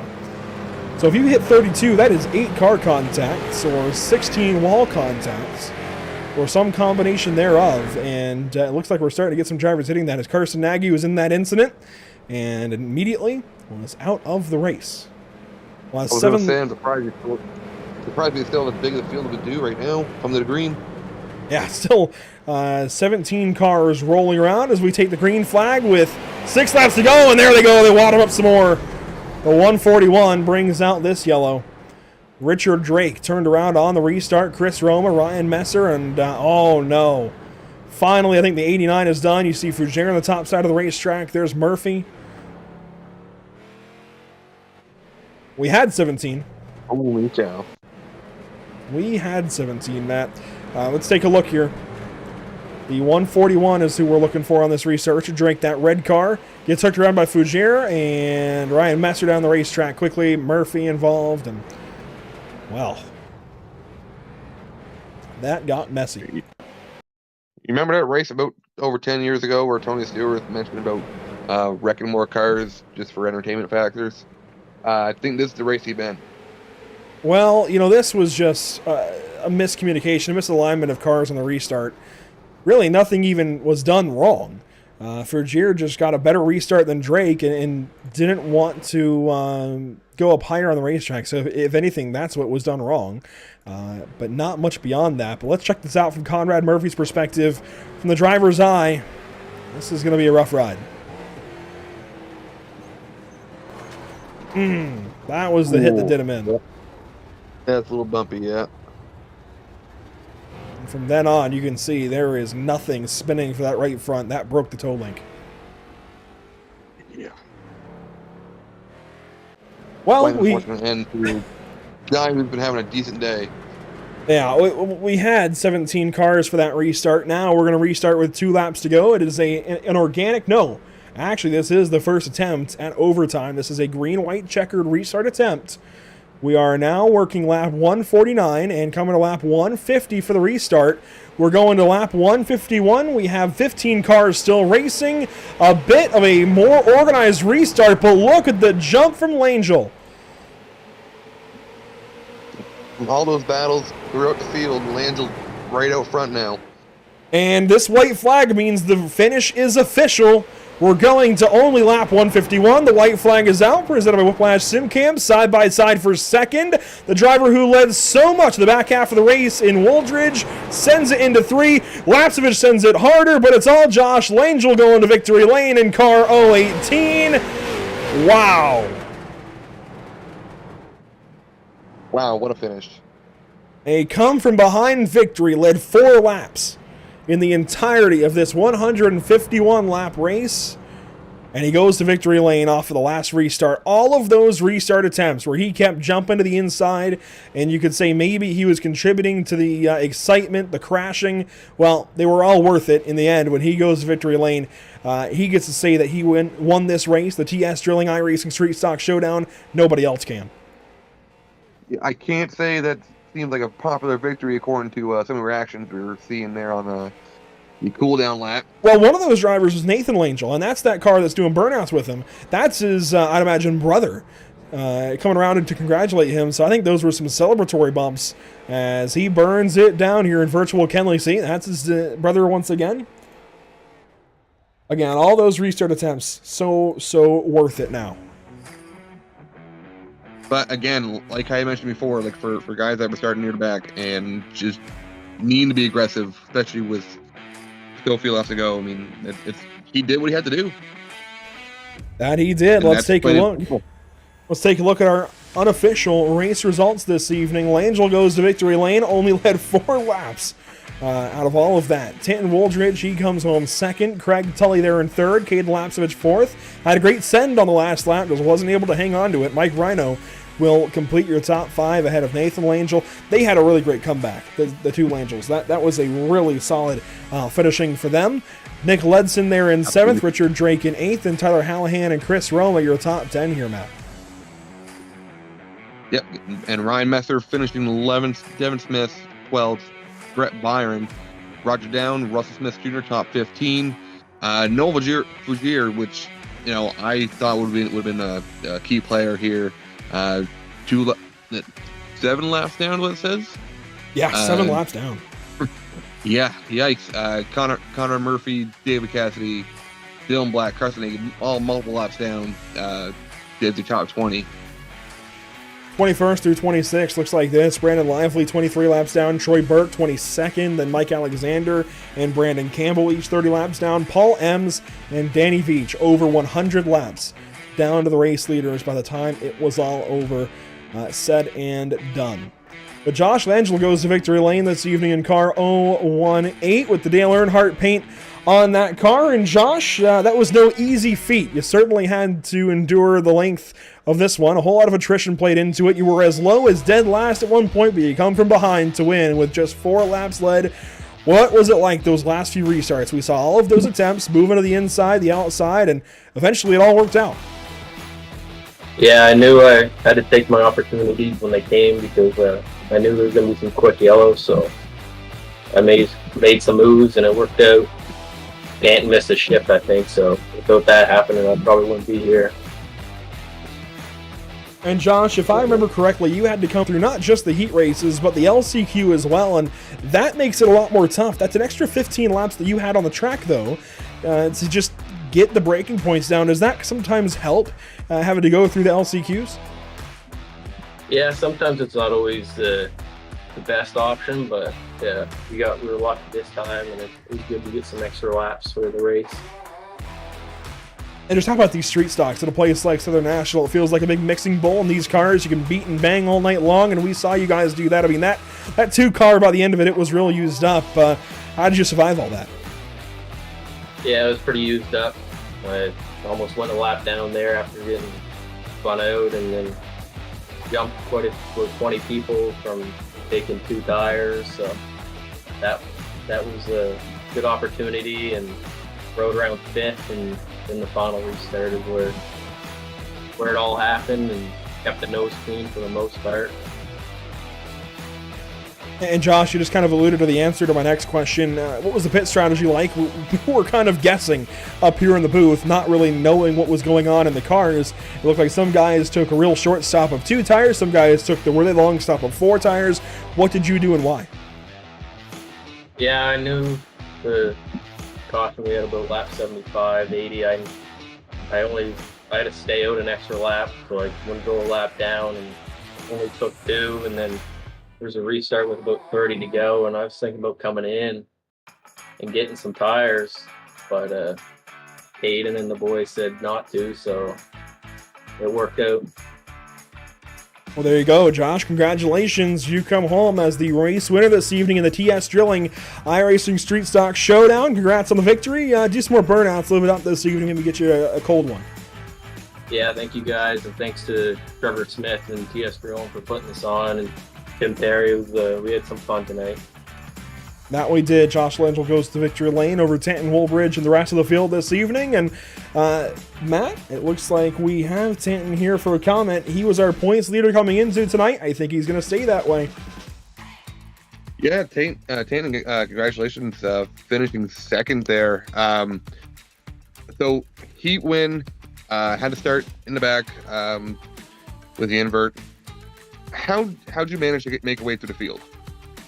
Yeah, we just tried to keep calm and take it steady, and it's not where you're at on lap 25 or 76 or 125. It's where you're at on lap 150. So we just tried to keep calm, keep ahead. I knew that in these cars, this group of guys, we tend to run more of that super late model short track package. So there's a lot of us that probably don't spend as much time in the street stock. So there's going to be some mistakes being made, or some carnage and stuff like that. So knew that just kind of whatever happened, you just had to keep it all under control in one piece, and then be in a position at the end. So with the amount of cautions we had, like especially the last, I want to say even 30 laps there, what were your keys to staying up front?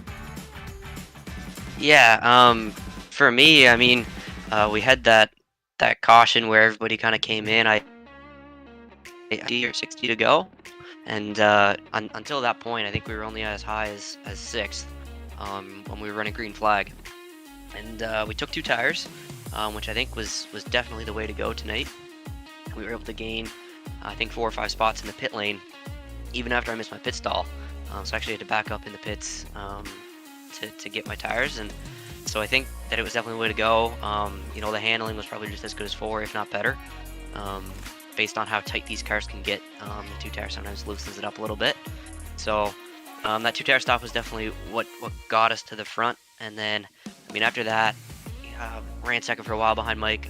Love racing with Mike. He runs clean and everything. So I knew that if I had a chance to go to the inside, that he wasn't just going to chop the nose. So just tried to keep calm, be patient with him. We were able to get that lead, and then obviously just try and have good clean restarts, which we did pretty good at until that final one. Okay, well, thank you very much. Thanks for your time, and congratulations. Yeah, thank you, and thanks to TS Drilling and Tim Terry for putting this on, and stuff like that. As well, I think we won. We might have won $20 for that pole award, so we'll have to contact him about maybe putting that back into the pot or something for something later in a race. So feel free to message me, Tim. 10-4. There you go, Tanton Woolbridge from not quite victory lane, but position number 2 this evening, the silver step on the podium. He comes home just ahead of car 5, and that is Craig Tully, who ends up 3rd after all of this. And Craig, it was no easy road, but you were in the front all night long and had interesting, one of the cleanest cars in the field, even though it has all that rust all over the paint job. No easy feat coming home 3rd in a race like that. Yeah, for sure. I had no expectations coming in, no practice. I don't run these cars very often. But yeah, everything worked out. Managed to stay really clean and was there at the end, which doesn't typically happen with me, but glad I could finish it. I finally figured out the restarts. Like the last 2 restarts, I finally figured them out. I was getting killed on the restarts, but it was fun, really fun. What was the challenge of the restarts? Was it maybe the gear you were starting in, or coming back through the gears, or what was it? Yeah, it's the way it's geared. It was revving out, and I was in 2nd, and it would just rev out instantly, and then you'd lose that little bit of time shifting to 3rd. So last couple ones, I just kept it in 3rd and kept a little distance to the car in front of me and rolled onto it a lot easier, and that worked a lot better for me anyways.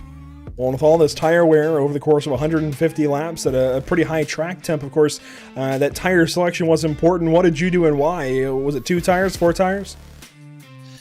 I had no strategy, but I went in and I took 4. I was following Noel there for a while in 2nd, and Noel only took 2 and then came around and took 2. I took 4. right away, and I went behind for a little bit, but managed to get my way back through. I don't know if the lefts were really a help or just the rights probably would have been the way to go. Well, you're only as low as 10th, one of the cleanest cars all night long. Certainly one of the cleanest races driven this evening here at Southern National Motorsports Park. Craig, congratulations to you. I think that's a reason for celebration. Yeah, thanks very much. I'd like to thank Tim, the sponsor. I didn't catch it. It was TS Drilling or something like that. Thank you very much for putting up the money. Thank the guys at RBR, boys back at the shop, Telco Electric, and thank you guys for putting on the broadcast. I enjoy watching it afterwards. Certainly appreciate your time here, Craig and Matt. That's your top 3 this evening from Southern National Motorsports Park. A really fun night of racing. I told you going in, this is like a mix of Martinsville and Bristol at their peaks, just a little bit shorter, tighter. These street stocks are a lot of fun here. You can beat and bang, and we saw all of that and a whole lot more.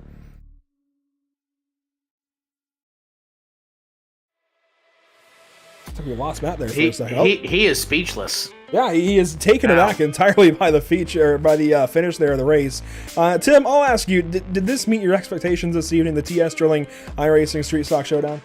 I think the first 135-ish laps were probably cleaner than we thought they were going to be. The last 15 kind of went sideways, but when you have 24 cars still on the racetrack at that point, and most of them on the lead lap, I think that's going to happen. But congratulations to Josh Langell, played the tire strategy out. Good to see Craig get on the podium for one of these ones, and Caden Lapsovich, great run. Good to have him there. A bunch of guys from Ontario showed up, so good for that. Thank you to Trevor Smith. Looking forward to the next one, which is our showcase coming up at the start of April. So yeah, Langley Speedway. Is it back in these cars? No, it'll be in the super late models.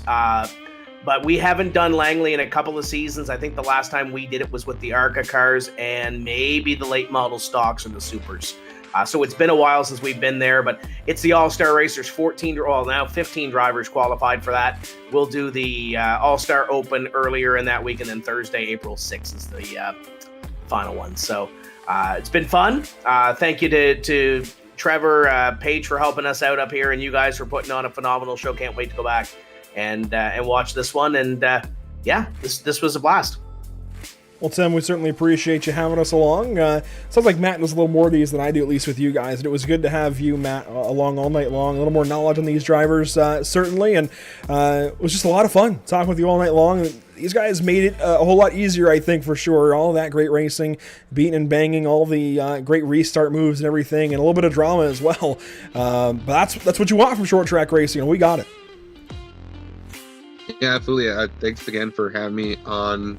Always enjoy being on for these and getting more experience behind the mic and just being a part of the booth.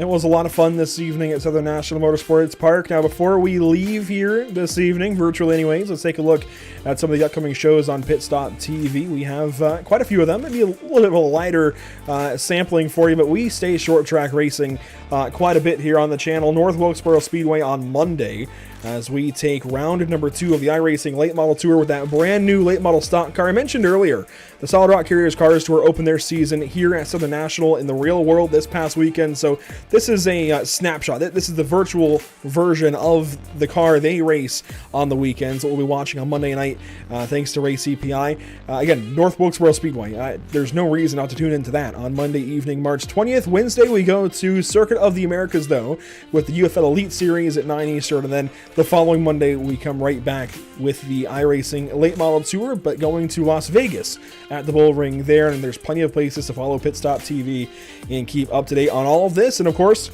if you are watching on Pit Stop TV and don't know yet about Tim's Corner Motorsports, check out Tim's Corner Motorsports on Facebook, Twitter, Instagram. I believe the handle on Twitter and Instagram is Tim's Corner CA. Tim, you can correct me if I'm wrong on that, but I believe it's Tim's Corner CA.